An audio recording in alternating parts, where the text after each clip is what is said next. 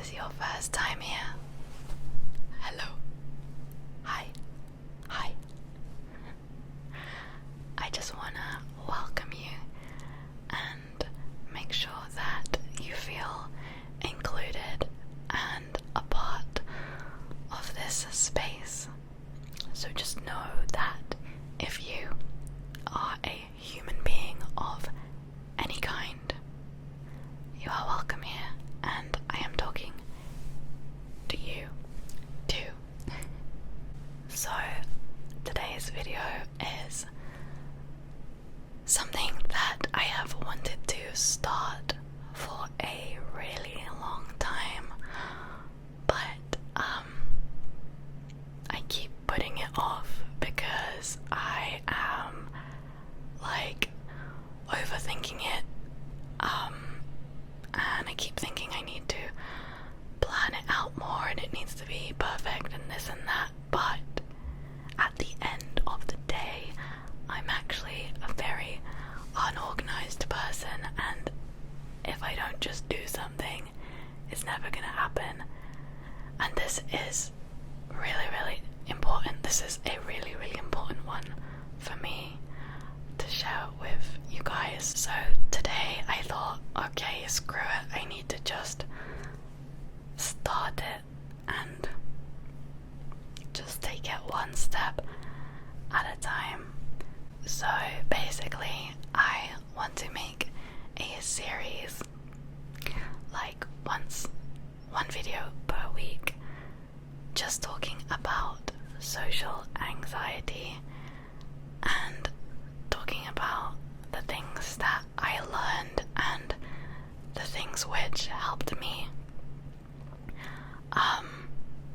because the long story short is that when I was a teenager I had social anxiety really bad, like very bad. I couldn't function, like I couldn't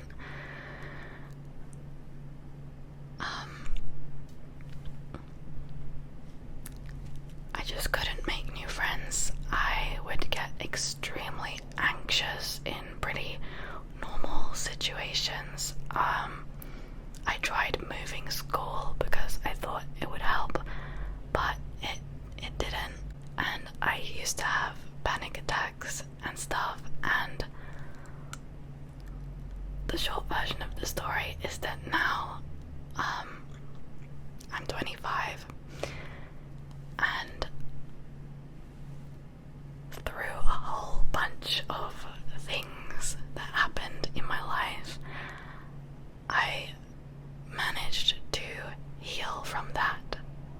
I mean, it is never an 100% process, but I mean, completed thing. I mean, whatever, you know what I'm saying. But overall, I feel like I don't struggle with that at all anymore, which is insane, because I honestly never thought that I'd be able to get to a point where I would say that. I never dreamed that I'd be able to feel comfortable having a YouTube channel and doing like live streams on the channel and all that kind of stuff. But I'm at the point now where I felt comfortable,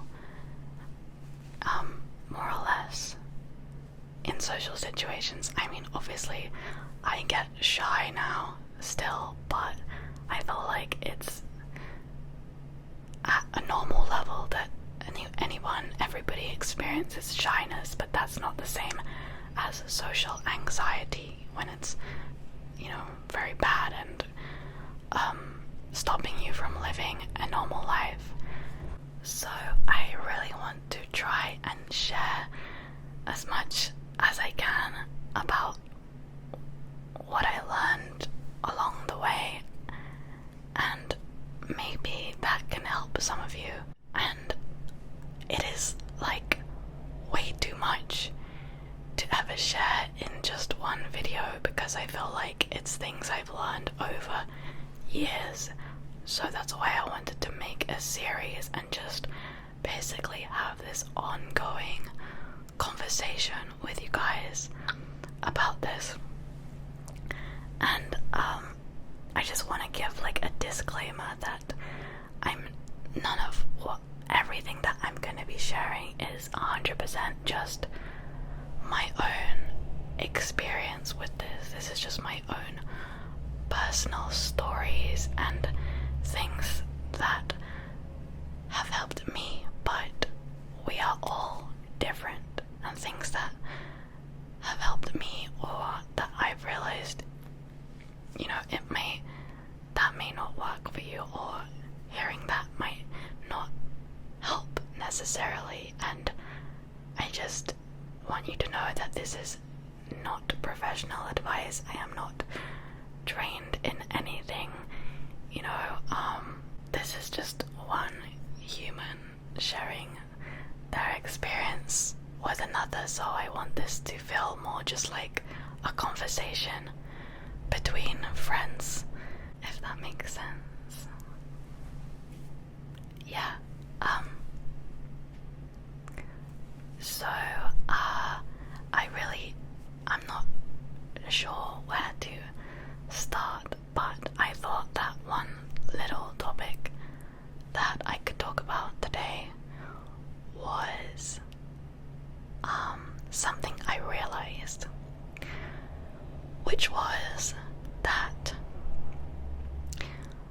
relationships take time. Now, it seems kind of obvious when I say that now, and it sounds almost silly to somebody who's never experienced social anxiety, but I feel like one of the things that I used to do that I didn't even realize I was doing was that when I'd be in a social situation, like meeting new people, for example, like, Pam, you're at a party or a new school or whatever, when I would have to have a conversation, like a first conversation with somebody that I didn't know, I would kind of freak out. I think I would start panicking. I would get like almost just sweaty and in like a weird state where I was so worried about what I was gonna say, because I didn't want them to think I was weird, or I just felt like I had to say the right thing, and if I didn't, then all doom would like ensue. I don't know, that was just a feeling. And I think subconsciously I was putting too much like importance or emphasis on like this conversation right now, right here, right now is everything. This is it. This is like the one. This is gonna determine everything. I don't know. It's hard to say exactly, because I was never consciously thinking that. It was more just a feeling of panic overtaking, and I couldn't control it and I couldn't help it. And it's very easy to just say you can know something with your mind, but in practice to act and feel differently, it's much harder. So I really don't want to invalidate what you're feeling. If you're hearing this and you're thinking, well, yeah, I kind of know that, but it doesn't help if I'm having a panic attack. So I feel you, and I want you to know that you're not alone. But any case, I'm just sharing these things because it's what I learned over time, and maybe not this episode, but maybe like over time having all these conversations may help. I don't know. Or at least if they don't, you may feel less alone and know that other people are going through what you're going through, and that it can get better, even if you feel like it never will, because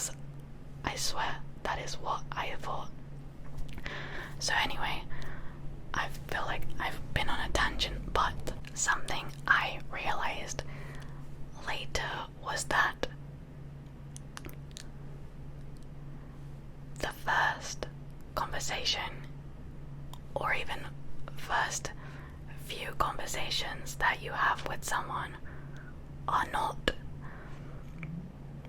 what's important. Actually, the first time when you meet someone is always going to be a little bit awkward. And everybody goes through that, and it's totally normal and it's okay.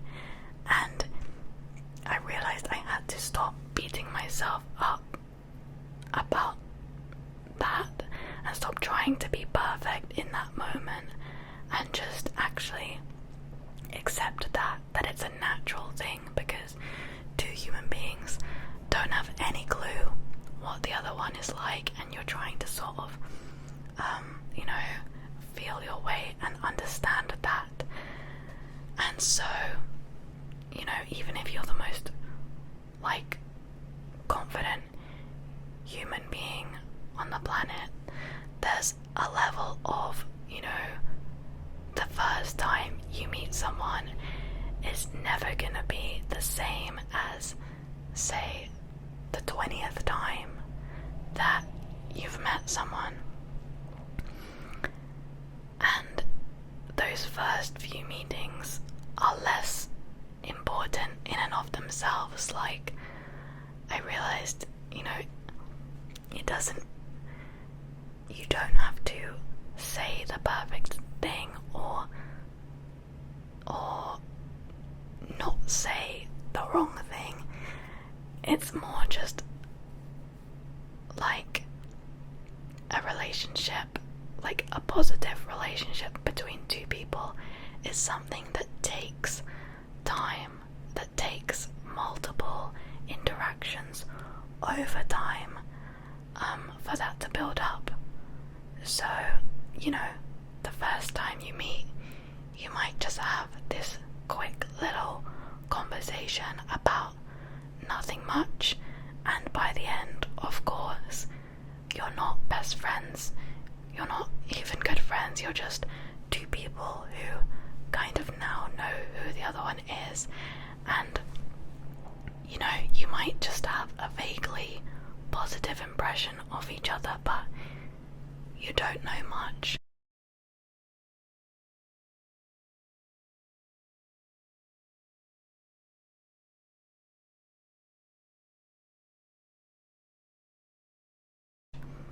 But then on the next time you meet, if you have a slightly positive impression, interaction again, then you two become a little bit closer, and the next time it might just be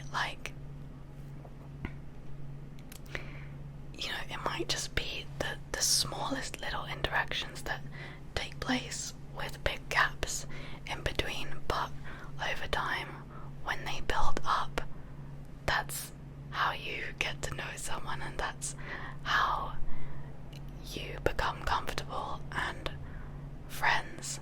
And I don't feel like I'm explaining this very well, but I think I just realized that it's less about what you say in that specific, first conversation or even second conversation. It's more about just having that patience to let a relationship grow over time, and to be comfortable with the fact that it does take time, it does take multiple interactions, so that way when you're in the first one or the second one or the third one, you're not trying to over analyze each little micro movement and each little word that you're saying, because you have this understanding that it's actually about the bigger picture, so you can kind of relax more in the moment once you take that in and you feel that, if that makes sense. At least that's a change which happened in me. And then I feel like in that case I'm also more able to just try to be in the present moment with the person that I'm with, rather than thinking with my head about what I'm gonna say and what I'm gonna do, and almost trying to plan it in advance as I go. I learned to be more in the moment and just try to just hang out with that person and go with the flow. And okay, I feel like saying that is really unhelpful, because it's like, yeah, I wish I could be like that, but how? So I feel like that's already kind of going on to another topic, which I feel like I will save like for the next video in a way, because I think I don't know how much to share in this one specific video because it will be too long, but I feel like a big thing that helped me is like learning to have empathy for the other person. So instead of your entire thoughts being about you, am I gonna make a good impression? Am I gonna look weird? Me. And, you know, already kind of assuming that the other person is already fine. Well, I feel like that's what I used to do subconsciously. I just saw them as kind of already being okay. But later, I feel like I learned to develop more of a sense of empathy towards that person, and I realized that each person that I come face to face with, you know, they have their own struggles. They may be just as nervous as you, which is actually the case way more often than you realize, or, you know, they just might have their own struggles in all kind of ways. So if I can have this sort of kind curiosity towards them, where I'm thinking about how I would also like to make them feel comfortable, then, you know, thinking about them in a kind of caring way rather than only being worried and scared for myself, then the whole dynamic completely shifts, and you can also move more into this state of being in the flow, in the present moment with them, and and actually being curious about them. And when you start to care about someone, or you try to start to kind of have an empathy, a sense of care, even though you don't know them yet, but just on a kind of universal human level, it also makes conversation easier, because if you are actually curious and you actually care, then like questions are going to come to mind that you want to ask them, or you start to think of things that you could say that actually make them feel comfortable. But that is a whole other topic, and there's just so many things within that, and I know that it is just not simple, and that this conversation is in no way trying to say that any of this is simple, and that's why I want to do an ongoing series, because I know it is hard. So anyways, yeah, I feel like I'm gonna wrap this up, but it did just make me think of a story from uni that I want to tell, which is that so I hardly made any friends at uni. I still struggled with stuff then, and it's just really funny, because I remember meeting,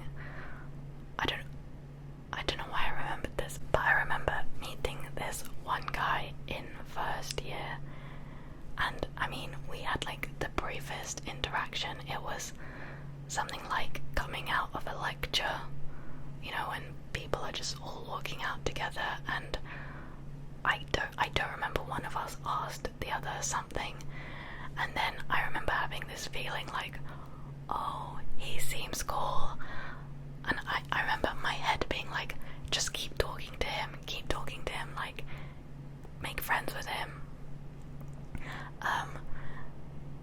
But my body and my everything, just my social anxiety was like, no, I can't, like, I just thought that, I don't know, he seemed really cool, and I just assumed that he's gonna think I'm weird, and I don't know, I just never really spoke to him after that. But then, the funny thing is, in 3rd year, so literally like 3 years later, yeah, because I retook my 1st year. Anyways, we were on a module together. It was like a documentary film module, and we got paired together because we had to work in pairs because there were only enough like camera equipment to share. Anyways, we were like forced to talk because we were working on a project together, and the funny thing is, we actually became really good friends. He was like basically one of the only proper friends that I made at uni, and I had no idea, but he told me that he also struggled with social anxiety and anxiety in general and other things, but